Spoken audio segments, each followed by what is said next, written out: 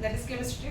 Today we are going to discuss the topic that is how to calculate the molecular mass of copper sulfate solution. What is the formula of copper sulfate solution? That is CuSO4 5H2O now. Okay. Now what is the given value? First one, that is copper. How much it is? That is 63.5. Second one value, which one is that? That is sulfur is equal to 32. Oxygen is equal to 16 and hydrogen is equal to what here? That is a 1 now. Okay. All this value, what is the unit of all this value? They are present in the U now. U means what? That is unifil atomic mass now. So how to calculate? Again by using formula. Which one is that? See, what is the formula to calculate the molecular mass? That is sum of atomic mass into the number of atoms now. Okay. So first of all, what is the atomic mass of carbon? See, first of all we take atomic mass of carbon plus atomic mass of sulfur plus atomic mass of oxygen into here number of oxygen.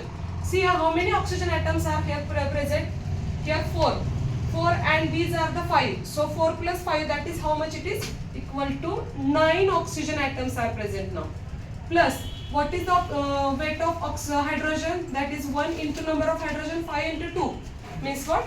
10 hydrogen atoms are present now. Okay. Now put all the values here. What is the value of Cu? That is 63.5 plus sulfur is equal to 32 point, only 32. Oxygen 16 into 9 and hydrogen 1 into again 10. This is the actually here hydrogen now. Okay. Now next one, see the another step.